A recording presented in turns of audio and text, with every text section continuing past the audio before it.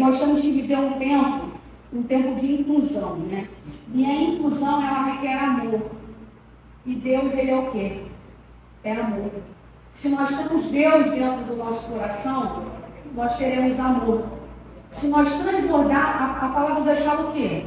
Que a nossa boca fala o que o nosso coração está cheio.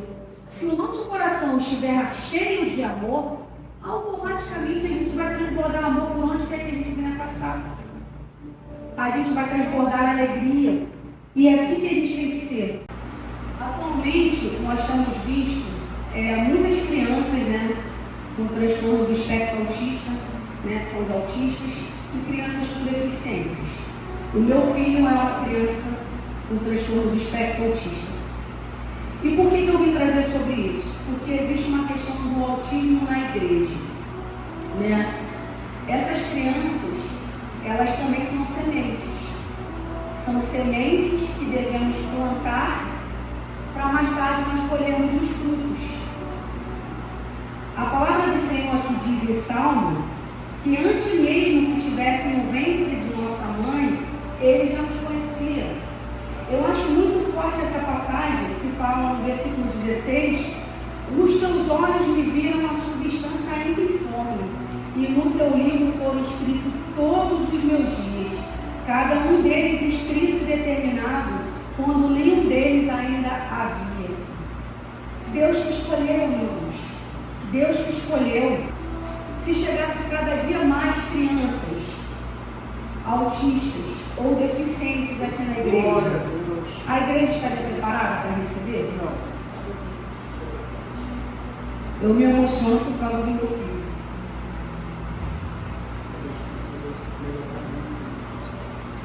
São 10.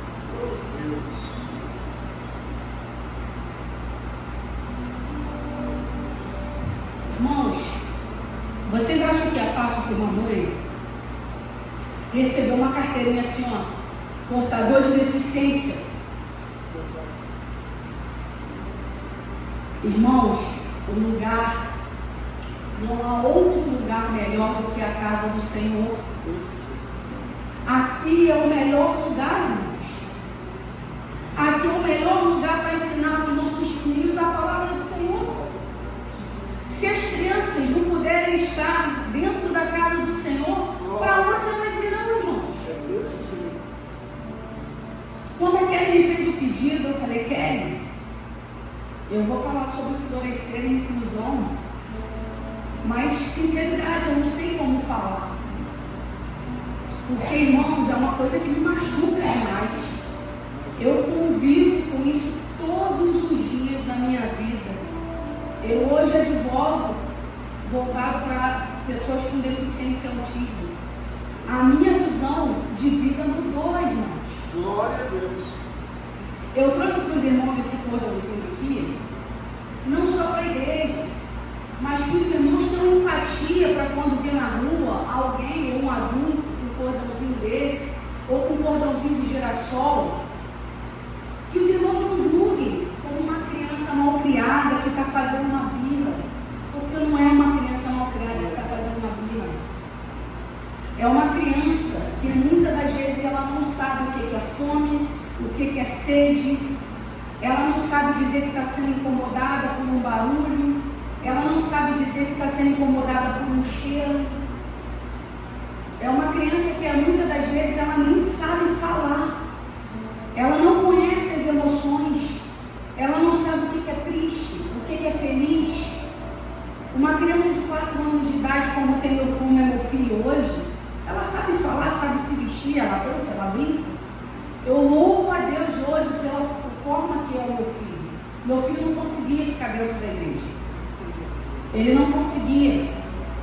O pessoal chegava aqui, Valquíria sabe, né? Os irmãos que estão aqui, ele chegava aqui, ele corria de um lado para o outro. Era uma agonia, e nem eu sabia, irmãos. Eu louvo a Deus por essa igreja na minha vida. Pela vida dos irmãos aqui na vida dos meus filhos, do meu filho, dos meus filhos. Porque, irmãos, é muito difícil. Nós somos marretados todos os dias. Nós sofremos preconceitos todos os dias. É muito difícil quando uma criança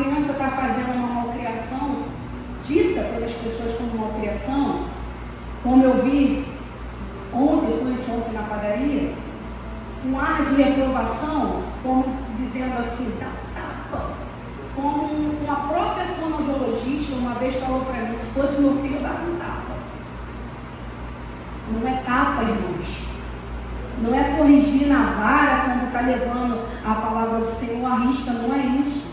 É entender a questão daquela criança. Uma criança em crise não é demônio, irmãos. A igreja tem que começar a entender, a igreja tem que começar a se atualizar. O que é isso? Não é demônio. Como uma mãe uma vez falou para mim que saiu de uma igreja, porque o irmão dela tinha questões sensoriais, não conseguia ser tocado, fazia cara feia e falava que a criança estava endemoniada. Pelo amor de Deus, irmãos, temos que ter sabedoria.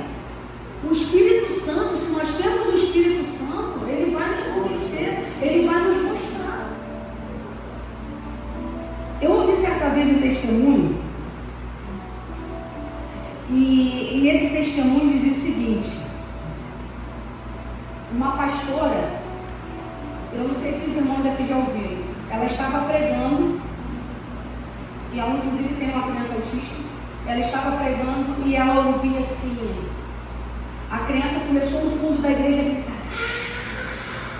a criança gritava, e ela escutava o Espírito Santo falando assim, deixa a criança gritar, fala para a igreja deixar a criança gritar, e ela falou, deixa ele gritar, e a criança gritando, muitos devem ter pensado, está atrapalhando o meu culto, porque eu tenho o direito de cultuar. E aquela criança que não sabe falar, ela não tem o direito de cultuar? É a forma dela cultuar.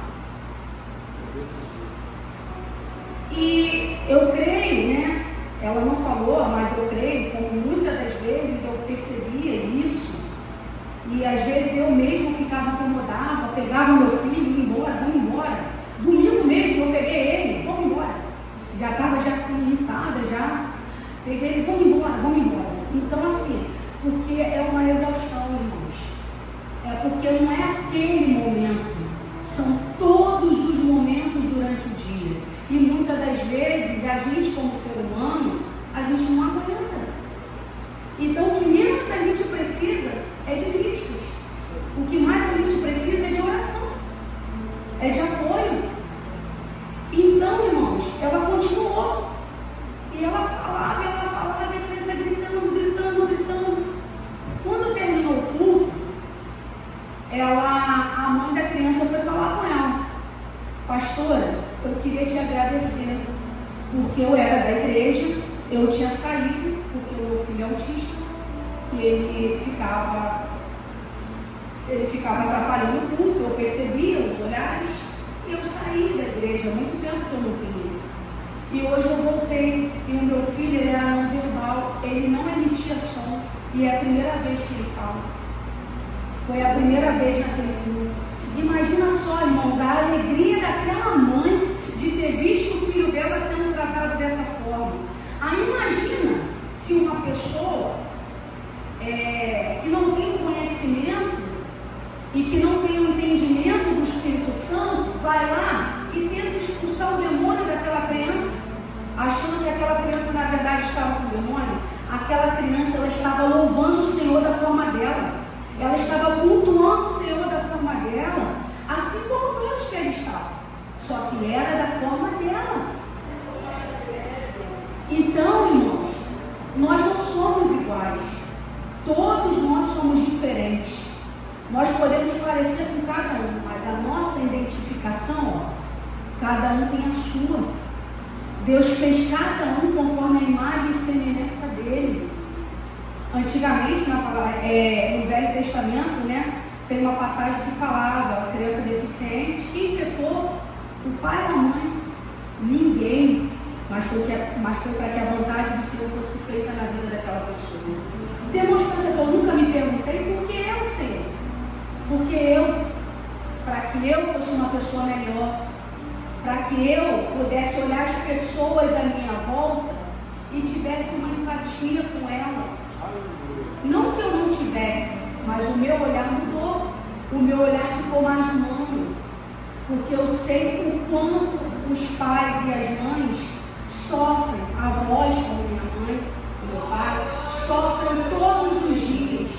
E uma coisa, irmãos, que muitas das vezes é muito simples, muito pequena. O meu filho estava 2 anos sem comer um arroz com feijão. Quando meu filho comeu arroz com feijão, eu botei no grupo do Gessel. Irmãos, meu filho comeu arroz com feijão. Porque é uma coisa tão simples, irmãos. O meu filho voltou novamente, não está comendo nada. Meu filho se alimenta de vitamina quando quer e um Nescau. Meu filho não está comendo nada. Muitas das vezes ele fica nervoso, irritado, porque ele não sabe dizer que fome é fome. E aí, irmãos, será que o que a gente tem que fazer? Será que a igreja está preparada para receber pessoas deficientes?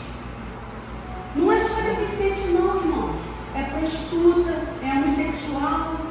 Nós temos o mundo hoje está de uma forma que são coisas novas. E a gente tem que estar atualizado. Eu tinha um pastor que ele falava o seguinte, que a gente tem que estar com a Bíblia de um lado e o jornal do outro. Hoje não tem mais jornal, né? Mas a gente tem que estar com a informação de um lado e a Bíblia do outro. Para a gente estar se atualizando. O meu filho muitas das vezes vinha com um abafador no ouvido. Aquilo não era fone de ouvido. Eu sempre quis falar isso aqui porque muitas das vezes a gente poderia ter sido mal interpretado. Olha, a criança está indo para a igreja e está ouvindo fone de ouvido. Não, irmãos. É toda uma sistemática. Eu não consigo nunca chegar na igreja às 7 horas. Se eu chegar às 7 horas, 7h40 eu tenho que ir embora. Eu tenho que chegar às 7h30, 7h40, para 8 horas, está na hora da salinha, para ele subir. De manhã tem que chegar às 9h30, porque se eu chegar às 9 horas, 9h30 já está extremamente agitado e não quer subir. Eu sabia disso? Não sabia. Estou aprendendo a cada. John Wesley, ele deu uma entrevista numa revista, caminhando, e nessa revista ele fez a seguinte afirmação: não me preocupo com o que vai acontecer daqui a 100 anos. Aquele que governa o mundo antes de eu nascer, cuidará igualmente quando eu estiver morto. A minha parte é melhorar o momento presente. Nossa parte é melhorar o momento presente em nossas vidas e na vida do próximo. John Wesley, quando ele falou isso aqui, né, ele quis dizer de forma bem clara que ele não estava preocupado com nada, né? A única preocupação dele era melhorar o mundo. E que nós possamos ser essas pessoas que venhamos a melhorar o mundo, né? Que nós possamos florescer aonde o Senhor nos plantar.